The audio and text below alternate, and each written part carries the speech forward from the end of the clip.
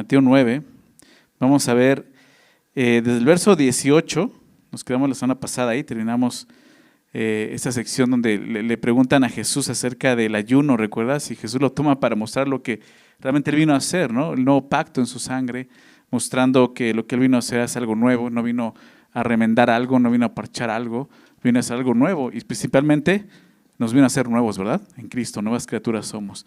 Pero después de esto, se encuentra una historia muy conocida que aparece también en los otros dos evangelios, aparecen los tres evangelios sinópticos, que son Mateo, Marcos y Lucas, o sea, aparece también en Marcos y Lucas. Marcos y Lucas le dedican un poco más, ¿no? de historia, no más versículos, tú lo puedes ver. Mateo lo hace muy rápido esta historia, ¿verdad? Pero aunque sea muy corta en Mateo, vamos a verla el día de hoy porque tiene muchas cosas muy profundas acerca de lo que Jesús hace en esa historia, en esas dos historias que se intercalan entre ellas, que es la historia de Jairo y esta mujer con una enfermedad, ¿recuerdas? De 12 años. Entonces, vamos a ir ahí, voy a leerlo, después de leer, oramos, iniciamos el estudio, ¿ok? ¿Ya están ahí? Muy bien.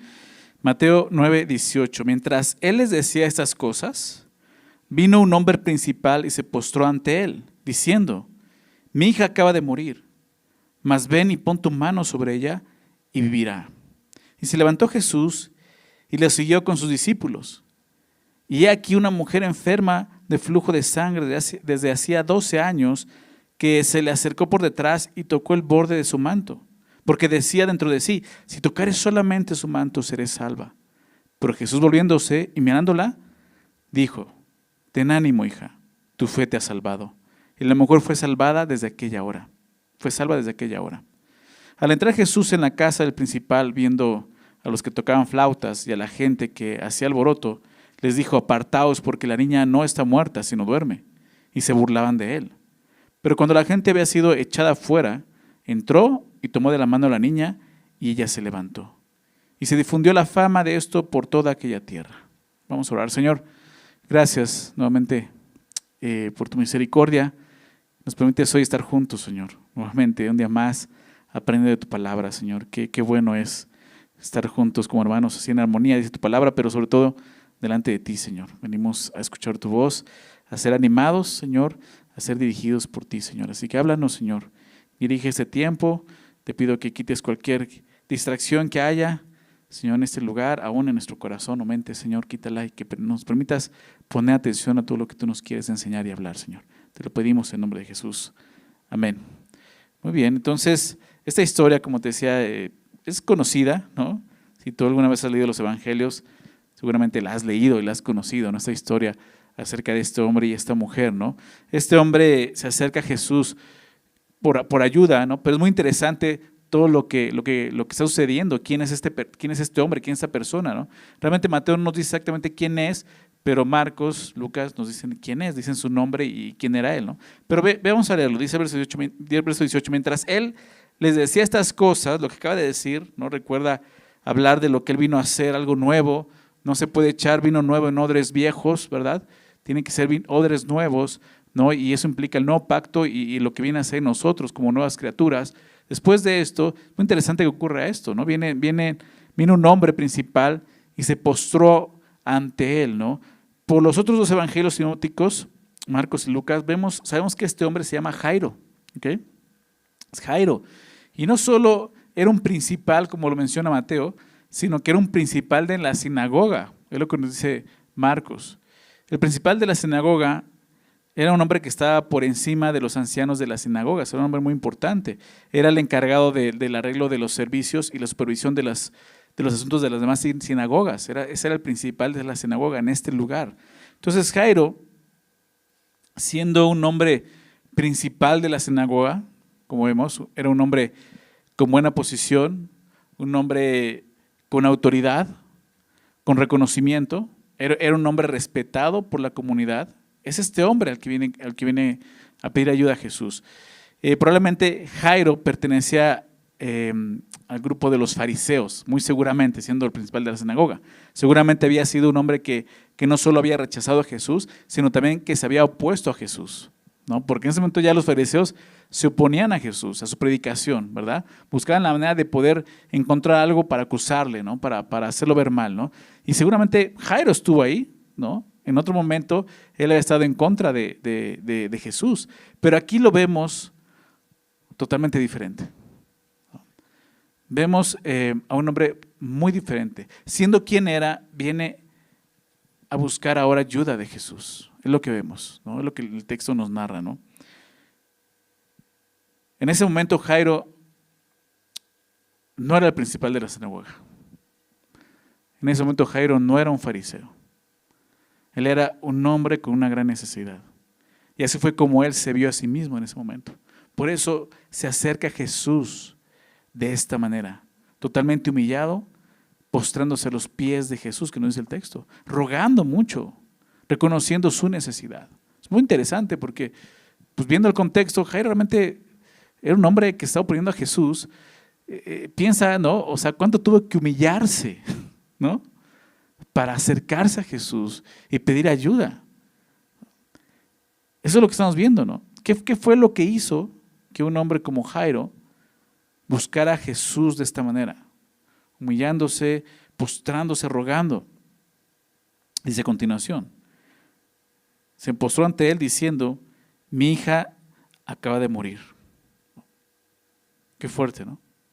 Mateo dice que su hija acaba de morir, mientras que Marcos dice que estaba agonizando y Lucas que estaba muriendo, ¿no?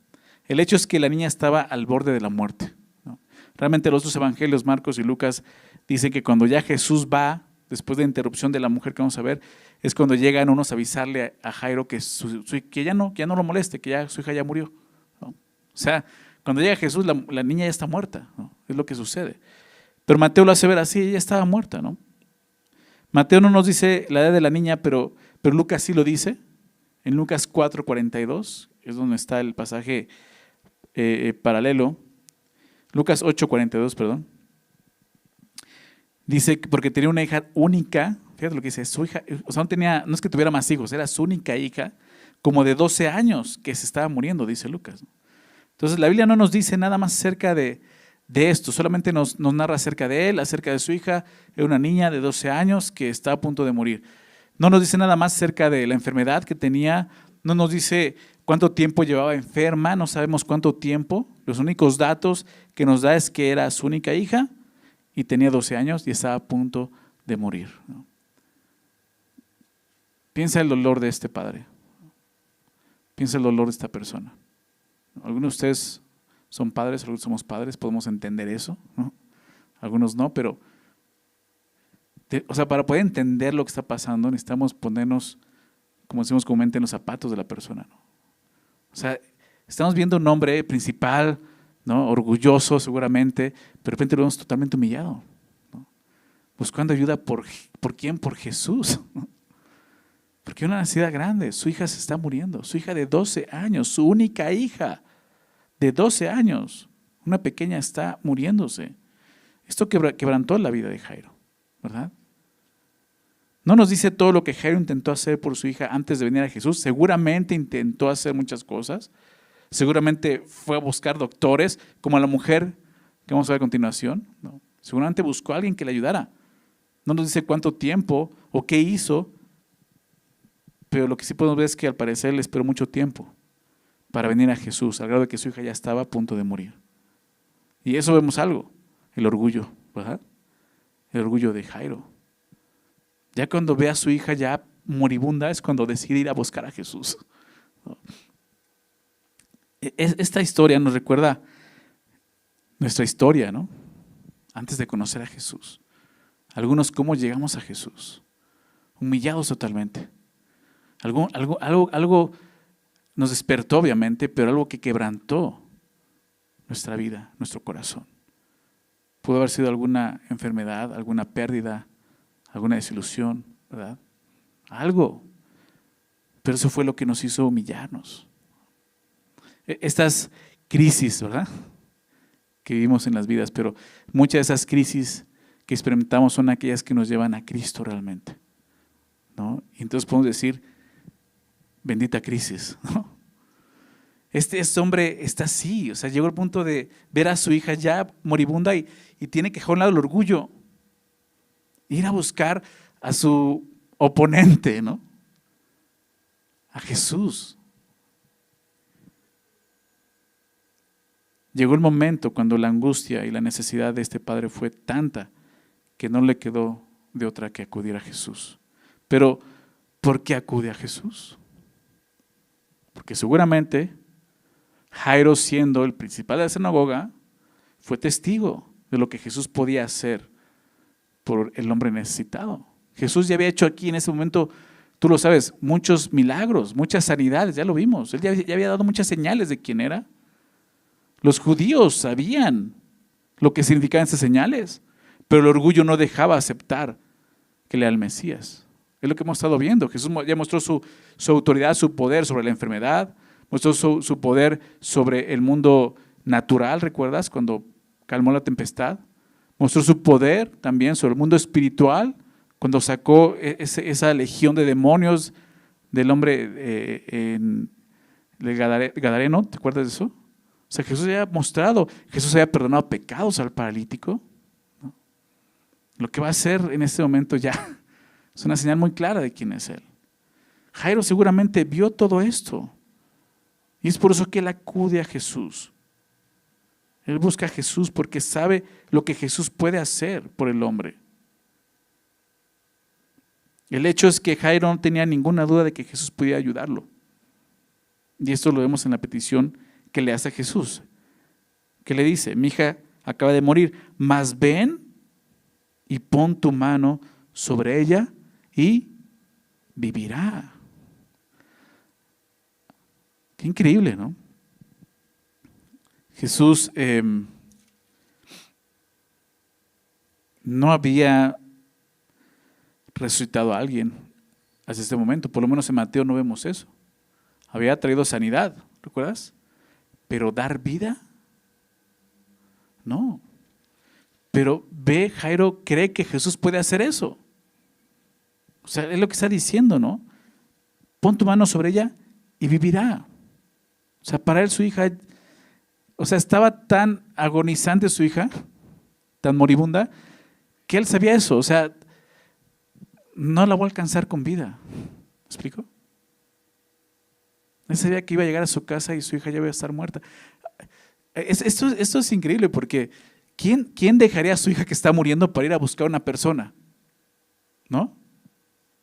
Si no realmente crees que esa persona puede hacer algo por ella. Esto es fe, ¿te das cuenta? Este hombre, a pesar de quién era, tenía, por todo lo que vio, sabía quién era Jesús y en esos momentos tuvo fe en Jesús y dijo, Él puede hacerlo. Él puede hacerlo, al grado que yo sé que mi hija, si me voy, se va a morir y no voy a alcanzar a verla con vida. Pero yo sé que si voy con Él, Él puede darle vida. ¿Te das cuenta de eso? Y entonces Él va y le dice esto, pon tu mano sobre ella y vivirá. Él estaba seguro que con solo un toque de Jesús, su hija podía vivir. Entonces lo que llevó a este hombre, a Jairo, un hombre orgulloso, soberbio, lo que lo llevó a humillarse de esta manera, reconociendo a Jesús, fue un quebranto en su vida. Fue un quebranto en su vida. Y a veces pensamos, ¿por qué, no? O sea, ¿por qué tiene que ser así? Porque a veces es la única manera en que podemos realmente abrir nuestros ojos y ver a Jesús. A veces es necesario, como dicen, que toquemos fondo, ¿verdad? O que lleguemos a un punto donde ya no podemos, para que entonces podamos ver el poder de Dios obrando en nuestras vidas. Pero así es. Este hombre experimentó esto. Dice verso 19, me encanta lo que ocurre en el verso 19. Y se levantó Jesús y le siguió con sus discípulos. ¿Por qué digo que me gusta? ¿Sabes por qué? Porque Jesús accede a ir con Jairo. Jairo no encontró reproche en Jesús.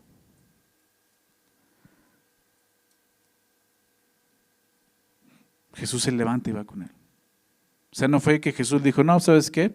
Para ti no tengo nada. Tú eres fariseo. A ti no te voy a dar ningún milagro. ¿Sí se dan cuenta? ¿Sabes por qué no encontró un reproche? Porque Jesús no está viendo al principal de la sinagoga.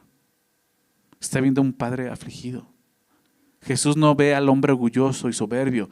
Jesús ahora ve a un Jairo, a un hombre quebrantado, totalmente humillado, y es así como Jesús accede a ir con él.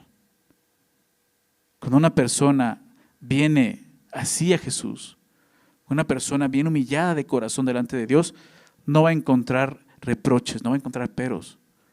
Lo que va a encontrar es un abrazo extendido ofreciendo sanidad, perdón, ayuda. Ese es Jesús, ¿te das cuenta? Pero es necesario que vengamos hacia Él. Recuerdo muchos estos versículos, enseñando esto, predicando esto y pensando en esto. Isaías 42:3. Isaías 42:3. No, está hablando de Jesús, dice, no quebrará la caña cascada, ni apagará el pábilo que humeare. ¿Te das cuenta? Esa es la misericordia de Dios. Por medio de la verdad traerá su justicia. O sea, Jesús no te va a ver quebrado y afligido y va a decir, ahí está, para que aprendas. ¿No? Ya, voy a romperlo completamente. Voy a apagarlo. No, Él puede sanarte. Realmente es lo que el hombre necesita, es esto. Más adelante Isaías mismo dice, Isaías 55, versos 6 y 7, dice esto: buscad a Jehová mientras pueda ser hallado. ¿Recuerdas esos versículos? Busquen al Señor mientras pueda ser hallado. Llamadle en tanto que está cercano. Su gracia sigue presente para nosotros. Ese mismo Dios que extendió la mano para ayudar a Jairo y se levantó y fue con su hija, es el mismo Dios que está aquí con nosotros. Pero tenemos que venir. O sea, este pasaje nos enseña ese principio. Y Salmo 51, el rey David, después de pecar, dolido por su pecado, avergonzado delante de Dios, recurriendo a Dios para que Dios lo lave y lo limpie, pidiendo misericordia, no pidiendo otra cosa, clamando por misericordia de Dios, dice algo muy importante. Dice, ¿por qué no quiere sacrificios que yo los daría, verdad? Es el rey de Israel. No es que no tenga dinero para comprar un becerro. Dice el rey, o sea, ¿quieres eso, Señor? O sea, ¿quieres sus sacrificios? ¿Cuánto me va a costar mi pecado? ¿1000 vacas? ¿10,000 las tengo? Te lo pago. Dice, no quiere sacrificios que yo los daría. El sacrificio que Dios quiere es el corazón contrito y humillado, ¿verdad? Dice, tú no desprecias, oh Dios. Al corazón contrito y humillado, tú no desprecias, oh Dios. Y es lo que vemos aquí. Un hombre con un corazón contrito y humillado. Y Jesús no lo desprecia. Isaías dice, buscad a Jehová mientras que pueda ser hallado, llamadle en tanto que sea cercano, déjele impío su camino y el hombre inicuo sus pensamientos, y vuélvase a Jehová, el cual tendrá de él misericordia, y al Dios nuestro, cual será amplio en perdonar. Pero ¿qué significa volverse al Señor? Lo que vemos con este Jairo, un hombre afligido, un hombre que ya no le importa lo que es, ya no le importa su reputación. ¿Recuerdas Nicodemo? Vino Jesús de noche, escondiéndose seguramente. Jairo ya no le importa, ya no le importa que vaya a perder su trabajo, ¿no? Que lo vayan a expulsar de la sinagoga, que lo expulsen de los fariseos. ¿Sí te das cuenta? A ese grado. Un corazón contrito y humillado, Dios no va a despreciar, y es lo que vemos.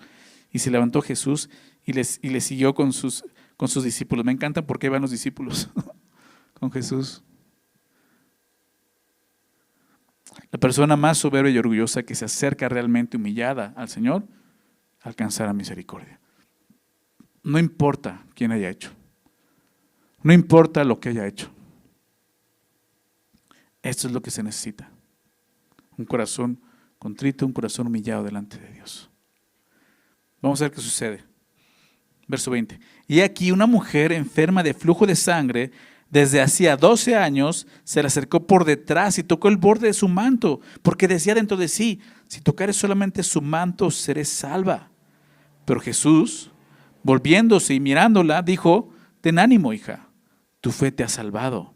Y la mujer fue salva desde aquella hora.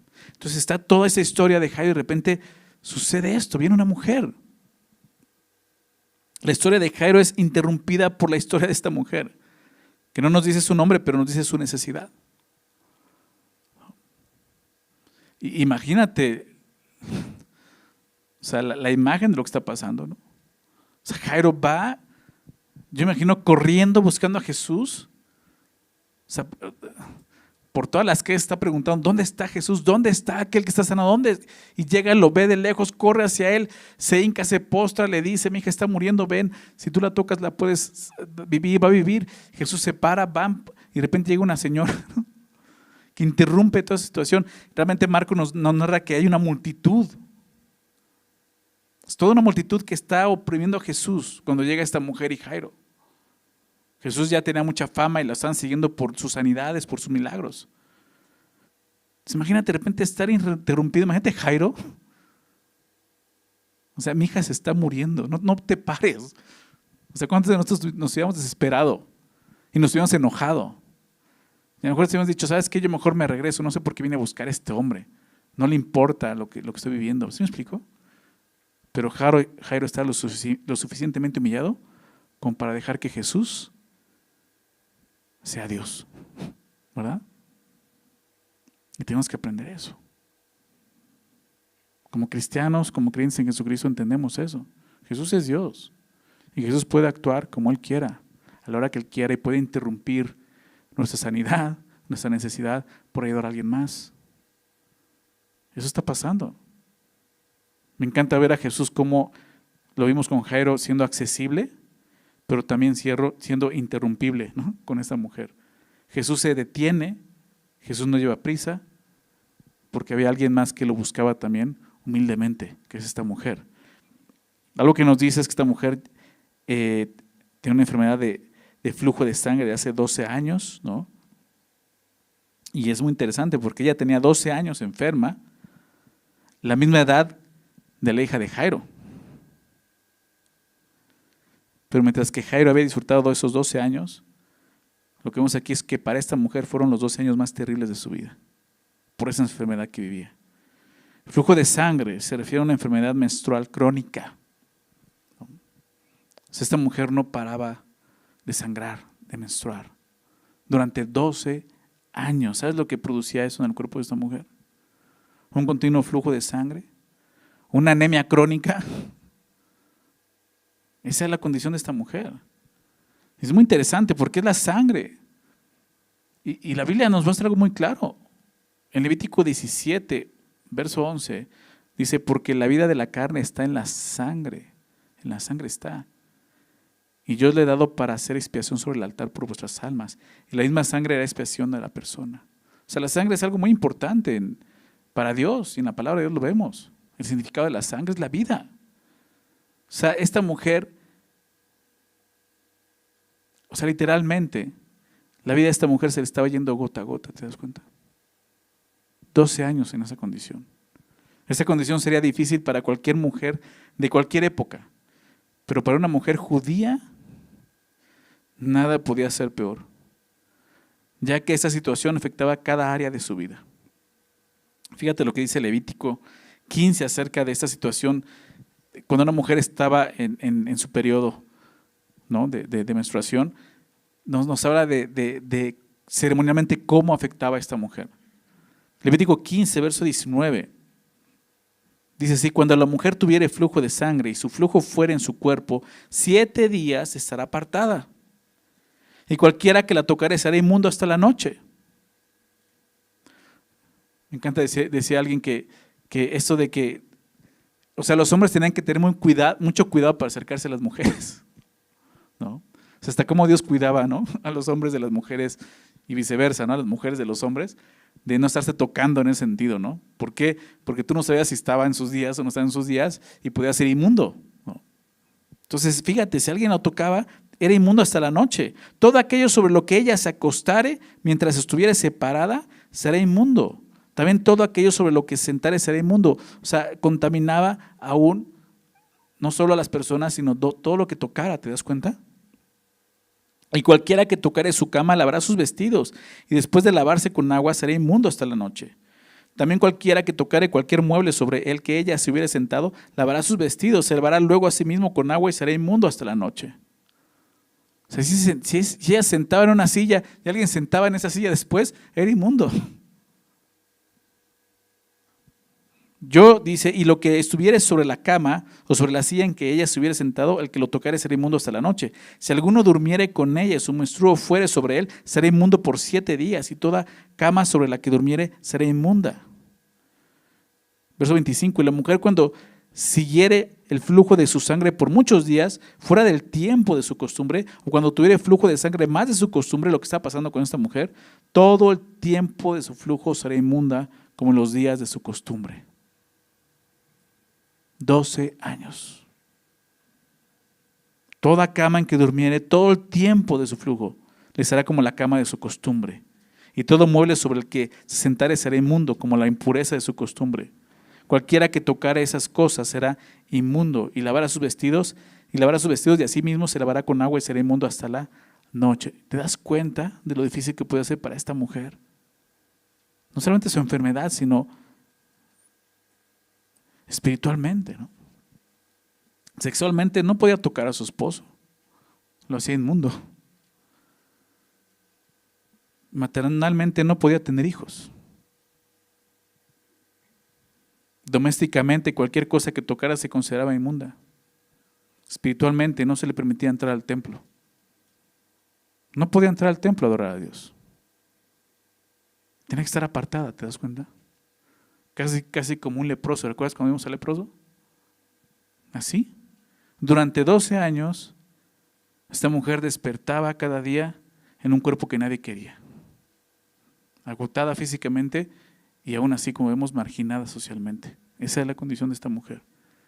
Y no solo eso, ella había gastado todo lo que tenía en médicos, que por cierto ninguno pudo ayudarla, al contrario, cada vez estaba peor. Fíjate lo que dice Marcos. No lo dice Mateo, pero Marcos sí lo dice. Marcos 5, ahí vemos la historia de Marcos 5, verso 25, fíjate lo que dice.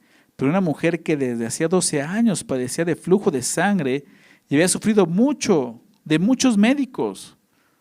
O sea, sufrió mucho y de parte de los médicos le sacaron lana, ¿no? Sufrió de muchos médicos y gastado todo lo que tenía y nada había aprovechado. Antes le iba peor. O sea, esta enfermedad la dejó en la quiebra, ¿te das cuenta? Buscó ayuda, no se pudo, estaba peor. Cuando oyó hablar de Jesús, vino por detrás de la multitud y tocó su manto, porque decía, si tocare tan solamente su manto, seré salva. Entonces, la tristeza, ¿no?, y la frustración habían acompañado a esta mujer durante 12 años. Esa es la condición. Vemos 2 personas sufriendo, ¿te das cuenta? Probablemente esta mujer ya había perdido toda esperanza de recibir ayuda. Hasta que escuchó hablar de este hombre que venía haciendo milagros, sanando físicamente. Una nueva luz se encendió en la oscuridad y no duda en ir a buscarlo. Muchos el día de hoy están en condiciones así, enfermos, físicamente, espiritualmente, enfermos del alma, están buscando doctores, muchos tipos de doctores, a lo que el hombre busca. Buscan el éxito, buscan el placer, la autoayuda, el entretenimiento, mejor me distraigo.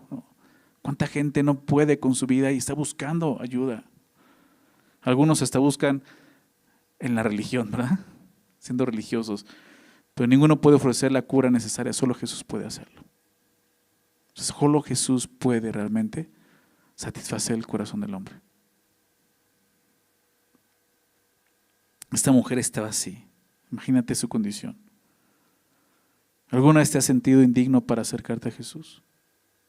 Esta mujer realmente no podía, o sea, esta mujer fue en contra de lo que la ley decía. Te decía hace un rato, o sea, realmente Jesús estaba rodeado de mucha gente. Multitudes lo seguían. O sea, esta mujer tuvo que meterse entre la gente, tocando a la gente, haciendo inmunda a la demás gente, ¿te das cuenta? ¿Todo por qué? Porque creía que Jesús podía hacer algo por ella. Aquí tenemos el ejemplo de una persona que tenía mucha razón para sentirse indigna, pero eso no la detuvo para acercarse a Jesús y poder ser tocada por Jesús, tocar su manto. Dice que se le acercó por detrás, dice Mateo, ¿no? Ahí al final del verso 20. Se le acercó por detrás y tocó el borde de su manto. Y debemos de admirar la fe de esta mujer. Como te decía, abrirse paso en la multitud para poder llegar a Jesús. La gente le daría paso seguramente a un hombre importante como Jairo. Era conocido, el principal de la sinagoga. Vieron a Jairo y la gente inmediatamente seguramente se hizo a un lado y déjenlo pasar, es Jairo, ¿no? Pero ¿quién le daría paso a esta mujer? Y no solo eso, recordemos que ella era inmunda ceremonialmente. O sea, fue arriesgado decidir pasar entre la multitud, por lo que implicaba ser inmunda. Pero, ¿tenía alguna otra alternativa esta mujer? Pues no. Y a veces así es, la fe nos lleva a acercarnos a Jesús y humillarnos. Y quizá hacer cosas que no haríamos, ¿no? Realmente. Como es humillarnos y acercarnos de esta manera. Como venir a un estudio bíblico entre semana, ¿no? Verso 21.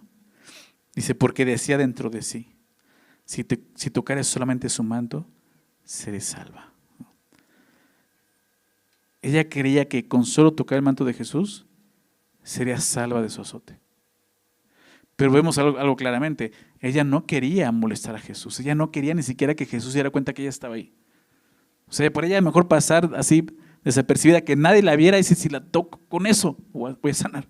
Y así fue, se acercó por atrás, toca su manto. Y no lo dice Mateo, pero Marcos dice que Jesús se frena y dice, ¿quién me ha tocado? ¿Recuerdas?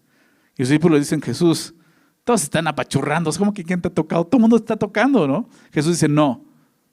Jesús sabe, ha salido poder de mí. ¿Te das cuenta? Qué increíble. Digo, Jesús sabía todo esto, pero qué increíble es que Él sabe cómo la fe puede operar el poder de Dios, ¿no? Porque es lo que está pasando. Ve lo que dice, verso 22. Pero Jesús volviéndose y mirándolo dijo, ten ánimo, hija, tu fe te ha salvado. Y la mujer fue salva desde aquella hora. Esta mujer esperaba una sanidad sin llamar la atención. Pero me encanta que Jesús no la deja irse así. Esta mujer pudo haber tocado y dice el texto que inmediatamente se sintió sanada. Y puede haberse ido así escondidas, pero Jesús se detiene y los otros evangelios es donde dice, pregunta, ¿quién me tocó?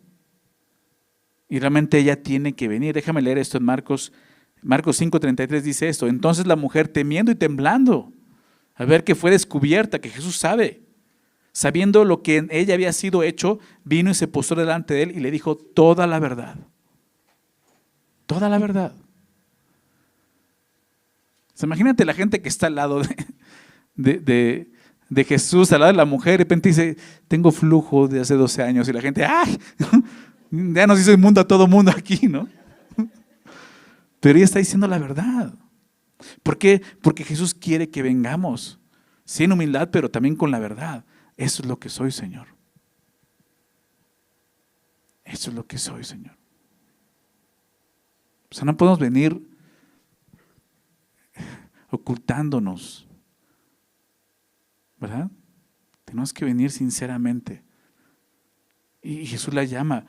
Y me encanta porque Jesús le dice en el otro pasaje, realmente cuando le dice, tu fe te ha salvado, lo que dice aquí, ten ánimo, hija, tu fe te ha salvado, pero es porque ella viene y confiesa. Le dice toda la verdad. Dice, tu fe te ha salvado. Es importante notar que Jesús no dijo, tu toque te ha salvado. Fue lo que ella dijo, si tocares solamente su manto, seré salva, seré sana, ¿verdad? Jesús no dice, el tocarme te sanó. ¿Qué dijo? Tu fe te ha salvado. ¿Se dan cuenta? La fe de esta mujer estaba puesta en la persona correcta, en Jesús. Y es lo que Jesús le dice. Es muy diferente venir buscando un milagro que venir buscando a Jesús. ¿Estás de acuerdo? Mucha gente se acerca así al cristianismo, buscando un milagro. Pero Jesús no quiere darte un milagro. Jesús quiere darte vida eterna. Jesús quiere darse a sí mismo al hombre. ¿Te das cuenta de eso? Y es lo que está haciendo por esta mujer. Ese día mucha gente enferma, necesitada, tocó a Jesús mientras pasaba seguramente y no fueron sanados. ¿Por qué esta mujer sí fue sanada? No es magia. ¿Sabes qué es? Fe. Lo que Jesús acaba de decir, esto es fe. En el corazón de esta mujer, ella sabía que cualquier contacto con Jesús, por más leve que fuera, podría otorgarle sanidad, y así fue. ¿Por qué? Porque creía en eso, porque tuvo fe. Mucha gente necesitada acude a Jesús, pero no sucede nada en sus vidas. ¿Por qué? Porque les falta fe. ¿Verdad? Que realmente no tienen fe en Jesús. Es muy fácil hacernos religiosos. Si algo pudimos estudiar en Santiago fue eso, ¿verdad? La religiosidad. Es bien fácil hacerte religioso. Pensar que porque vienes a la iglesia ya eres cristiano. Pero eso no te hace cristiano. Lo que nos hace cristianos es la fe en Jesús. Creer en Jesús, seguir a Jesús. Esta mujer experimentó eso, su fe. Y dice el texto, el verso 22 de Mateo. Y la mujer fue salvada desde aquella hora. La mujer fue salva desde aquella hora. Marcos dice que fue enseguida. Marcos 5:29 dice, y enseguida la fuente de su sangre se secó y sintió en el cuerpo que estaba sana de aquel azote. Enseguida, inmediatamente. Qué increíble. En un instante, la mujer sintió que había quedado libre de la enfermedad. ¿Te imaginas eso? 12 años. Y de repente, en un instante, pasó algo. Una nueva sensación de bienestar recorría todo el cuerpo de esta mujer. Qué bien fue haber sentido después de 12 años largos, haber sentido de esa manera, ¿no? Sana. Esto fue lo que experimentó esta mujer. ¿Pero qué fue lo que le dio eso? La fe en Jesús. Verso 23, vamos a ver cómo termina la historia de Jairo, ¿no? Porque esto está ahí, recuerda, se mezclan las historias, ¿no? Interviene ahí. Dice el verso 23, al entrar Jesús en la casa del principal, viendo a los que tocaban flauta y la gente que hacía alboroto, les dijo, apartaos porque la niña no está muerta sino duerme. Y se burlaban de él. Pero cuando la gente había sido echada afuera, entró y tomó de la mano a la niña y ella se levantó. Y se difundió la fama de esto por toda aquella tierra. Entonces vemos cómo Jesús llega a la casa del principal, entra Jesús a la casa del principal y dice, viendo a los que tocaban flautas y la gente que hacía alboroto, ¿qué estaba pasando ahí? La niña acaba de morir, pero ya está presente todo el acto fúnebre, porque eso era algo muy común en los funerales. Estaban aquellos que tocaban flauta como una forma de dirigir el luto, ¿no? Pero también estaban aquellos que estaban llorando, ¿no? Todo este alboroto que menciona, que probablemente se refiere a las personas que en ese entonces se contrataban para llorar. Había personas que se contrataban para eso, ¿no? No sé si eran muy buenas llorando o algo así, pero las contrataban para que fueran a llorar al funeral, ¿no? Y era lo que hacían, ¿no? Se ponían a lamentarse en el funeral, ¿no? Y Jesús llega a todo eso, se encuentra con eso y les dice, apartaos porque la niña no está muerta sino duerme. Jesús usa la palabra dormir, indicando que la condición de la niña era temporal, porque iba a ser restaurada, ¿verdad? ¿Y qué pasa? Y se burlaban de él. O sea, qué rápido estos hombres o estas mujeres pasaron del llanto a la burla, ¿no? ¿Así?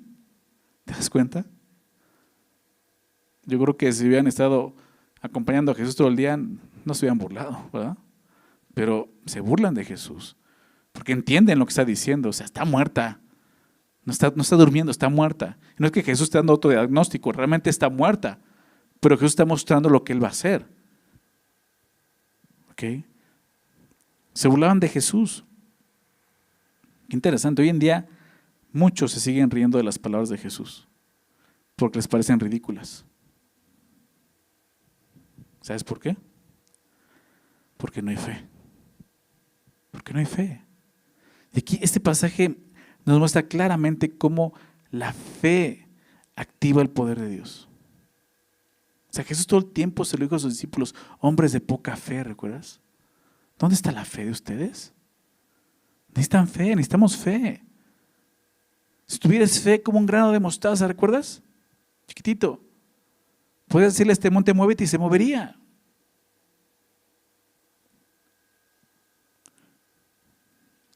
Dios sigue buscando fe en el hombre.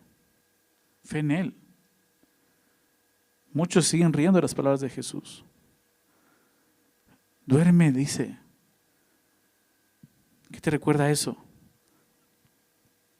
Pablo le dice a los tesalonicenses, ¿recuerdas? 1 Tesalonicenses 4, verso 13, tampoco queremos, hermanos, que ignoréis acerca de los que duermen, para que no os entristezcáis como los otros que no tienen esperanza. Porque si creemos que Jesús murió y resucitó, así también traerá Dios con Jesús a quienes, a los que durmieron en Él. Y es la promesa que tenemos de resurrección, ¿verdad? Y la gente dice, tan locos, se burlan, pero tú y yo no. Creemos en eso, ¿verdad? Hemos creído en Jesús. Claro que sabemos esto. La pregunta de los corintios era esa. 1 Corintios 15. Ellos pensaban, pero nosotros no vamos a resucitar. ¿Cómo vamos a resucitar? O sea, dice Pablo, o sea, es incongruente lo que están preguntándose. Si predicamos que Jesús murió y resucitó, ni modo que nosotros no resucitemos. Somos los más dignos de autocomiseración. Si Jesús no resucitó, entonces vana es nuestra fe, vana es nuestra predicación. Comamos y bebamos. Disfrutemos de esta vida porque es la única que tenemos.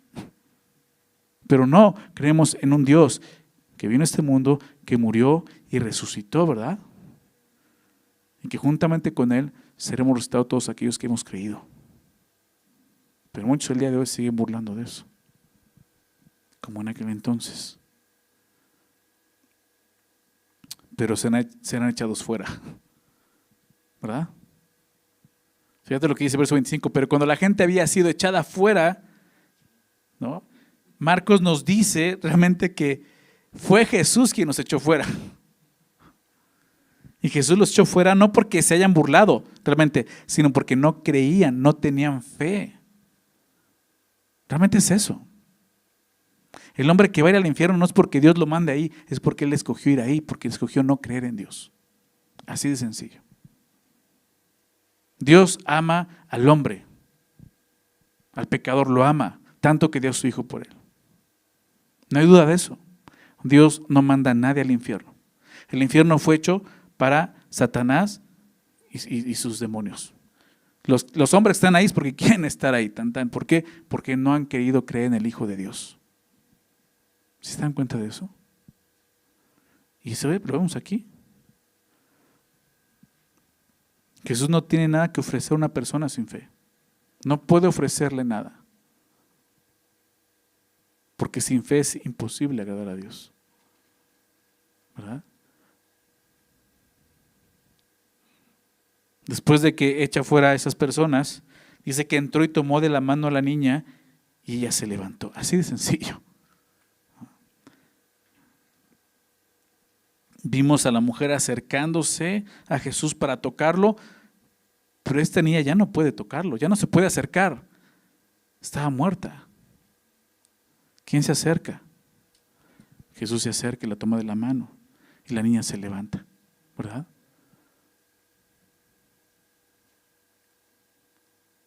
Jesús dijo esto, ¿no? Déjame recordarlo en Juan 11. Otra resurrección más adelante con Lázaro. ¿Recuerdas al amigo de Jesús?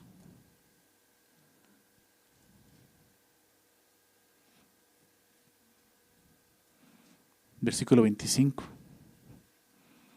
Le dijo Jesús: yo soy la resurrección y la vida. ¿Recuerdas? Yo soy la resurrección y la vida. El que cree en mí. No el que me toca, ¿verdad? El que cree en mí, aunque esté muerto, vivirá. Y todo aquel que vive y cree en mí, no morirá eternamente. ¿Crees esto? El que cree en mí, aunque esté muerto, vivirá. Es lo que vemos aquí. Esta niña ya no podía hacer nada por acercarse a Jesús. Realmente Jesús hace esto, ¿por qué? Por la fe de su Padre. ¿Te das cuenta? Por la fe de su Padre. Pero así es como Jesús actúa. Jesús resucita a esta niña y con esto mostraba su poder sobre la muerte. Mateo es la primera resurrección que narra de Jesús. Y es eso, ya mostró que es su poder sobre la enfermedad, sobre el mundo natural, sobre el mundo espiritual, ¿verdad? Sobre el pecado. Y ahora muestra su poder sobre la muerte. Qué increíble, ¿no? Decía el pastor Gusick acerca de este versículo. Dice: Jesús debía de haber disfrutado la oportunidad de darle a la muerte una pequeña derrota antes de vencerla por completo en la cruz y la tumba vacía. O sea, Jesús ya estaba mostrando claramente quién era Él. Verso 26 termina diciendo: y se difundió la fama de esto por toda aquella tierra. Toda aquella tierra sabía lo que Jesús había hecho. Es lo que vemos aquí. Había resucitado una niña. ¿Ok? Esto no era común. No era común. Solamente en el Antiguo Testamento sucedió eso. Eliseo, ¿no? Si no me recuerdo, es quien resucita también al hijo de esta mujer. O sea, ¿existía una señal más grande que esta para mostrar que Jesús era el Mesías, el Rey de Reyes? Pues sí, sí. Se ve una señal más grande, ¿sabes cuál? Acompáñame ahí 2 capítulos adelante, Mateo 12, verso 38. Lo vamos a ver, verso 38. Entonces respondieron algunos de los escribas y de los fariseos diciendo: Maestro, deseamos ver de ti señal. Y Jesús le ha dicho: Jairo, ahí te hablan, ¿no? O sea, queremos ver de ti señal. ¿Qué más señal? Ya te lo mostré, todo lo que he hecho. Y él respondió y les dijo: la generación mala y adúltera demanda señal. El problema es ese, su corazón malo, adúltero. No quieren arrepentirse, no quieren reconocer. Las señales fueron dadas. Esta generación dice: no les será dada señal, ¿verdad? Demanda señal, pero señal no les será dada, sino la señal del profeta Jonás. ¿Recuerdas al profeta Jonás? Y aquí lo explica. Porque como estuvo Jonás en el vientre del gran pez 3 días y 3 noches, así estará el Hijo del Hombre en el corazón de la tierra 3 días y 3 noches. ¿De qué está hablando? Su muerte y resurrección. Todavía demandan señal, pero no les va otra señal más que esta. ¿Cuál? ¿Sabes cuál es? Su propia resurrección. Jesús acaba de resucitar a una niña aquí. La señal más grande que Jesús dejó fue su muerte y resurrección. La tumba estaba vacía, ¿verdad? ¿Tú crees que esos hombres creyeron en Jesús? Aún viéndolo resucitado. Así es el corazón del hombre. El hombre que ama su pecado, así es. Ni aun viendo a Jesús resucitado, va a creer en Él. ¿Qué vemos de esta historia? Todos somos como Jairo, ¿verdad? Orgullosos, prepotentes. No es hasta que Dios trae un quebranto a nuestra vida, una crisis, que solo así podemos ver la gloria de Jesús como puede verse con toda humildad. Jesús es Dios, Él es el Salvador, Él es el Mesías, Él es el Rey de Reyes. Espero que lo hayas entendido ya. Que si todavía en tu corazón hay orgullo, soberbia, no vas a poder ver a Jesús como realmente es. Y seguramente vas a necesitar un quebranto de esta manera. No es que te lo desee, pero si eso va a salvarte, ojalá suceda. Tenemos que venir con fe, como lo hizo Jairo y como lo hizo la mujer, pero sobre todo con un arrepentimiento, reconociendo nuestra mayor necesidad. Que no es sanidad, realmente no es sanidad, sino ¿qué cosa? Salvación. El hombre necesita salvación. Es el más grande problema. O sea, la hija de Jairo se iba a morir. La mujer con flujo se murió. O sea, las dos ya murieron. ¿Estás de acuerdo? El milagro que Jesús hizo en ese momento solamente era para mostrar quién era. Y que ellas puedan, y todos los que estaban ahí pudieran creer un día en Jesús como el Salvador, el Mesías, el Rey de Reyes. Nuestro Salvador. Jesús no quiere que la gente se quede con un simple milagro, viendo a Jesús como el Dios milagroso. Jesús quiere que todos lo conozcamos como el único Dios que puede dar salvación al ser humano. El único Dios que puede dar vida eterna.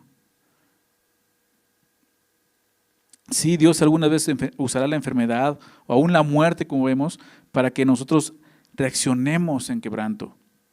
Que podamos reaccionar en fe, en arrepentimiento y confesión, para poder recibir entonces lo que necesitamos, salvación, perdón de pecados. Recuerda que leía el Salmo 51, el corazón contrito, los sacrificios de Dios, dice, son el espíritu quebrantado. El corazón contrito y humillado no despreciarás tú, oh Dios.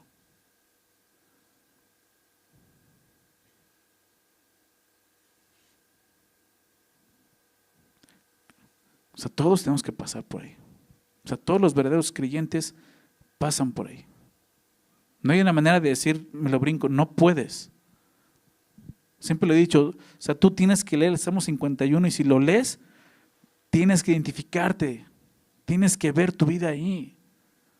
Si realmente eres salvo, y conoces el quebranto, el dolor de tu pecado y sobre todo el arrepentimiento, vas a leer el Salmo y te vas a sacar lágrimas.